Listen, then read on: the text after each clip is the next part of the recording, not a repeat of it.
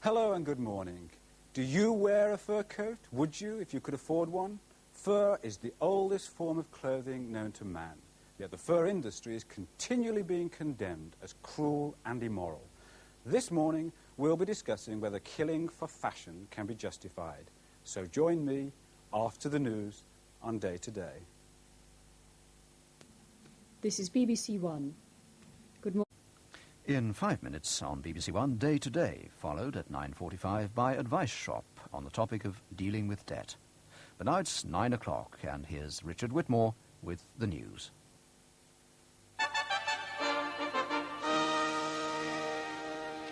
And from the newsroom, the main stories at 9. It's been another freezing night throughout the country. On some roads, the snow and ice is said to be the worst for 40 years. The police are advising travellers to stay at home unless the journey is essential. After another night of heavy snow, the picture is one of road closures, train cancellations and more bad weather to come.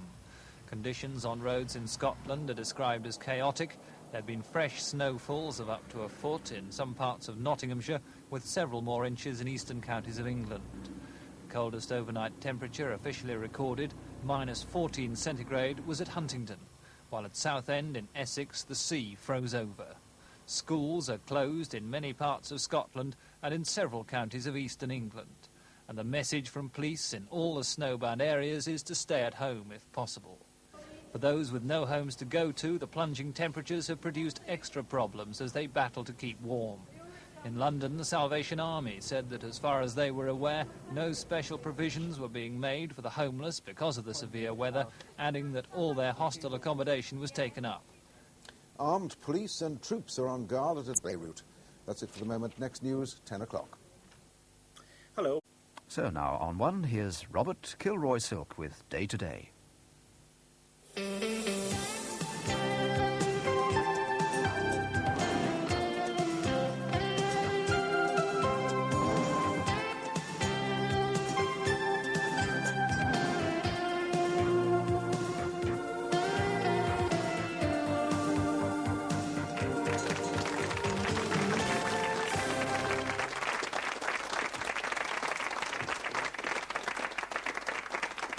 Hello and good morning.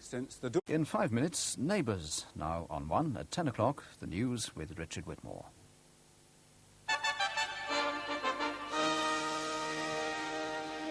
And from the newsroom, the main stories at 10 o'clock. Innocence again in a few weeks' time when producer Ruth Boswell will be here to take your calls. But for the moment, we're going to the newsroom.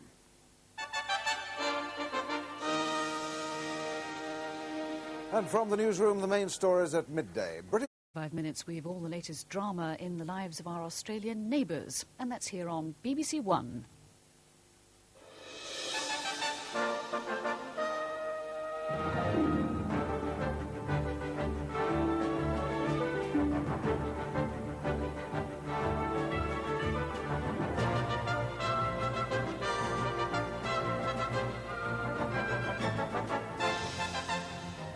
The 1 o'clock news from the BBC with Martin Lewis. Hello, good afternoon. Towns cut off, travel virtually impossible, and 2 more old people frozen to death. The siege of Britain by the Arctic weather is bringing more and more of the country to a standstill after the snow and ice tightened their grip throughout last night and this morning. The pensioners' cold weather problems. Large areas of Britain are at a standstill today. The Siberian weather has trapped thousands of people in their homes. Heavy snow overnight and fierce winds have made travel difficult and dangerous. Once again, the advice is don't go out unless you have to. Temperatures won't get above freezing, and even though it won't be as cold as yesterday, the strong easterly wind will make it feel even colder. And the freeze has claimed yet more elderly victims. Scotland and the east of England are the hardest hit. Deep snowdrifts are blocking hundreds of roads. In Kent, several villages are still cut off. Very few trains and buses are running. Dozens of schools are closed. It's as bad in Norfolk. All the schools have stayed shut there. Getting about is practically impossible. In London, Waterloo Station was closed for a while this morning.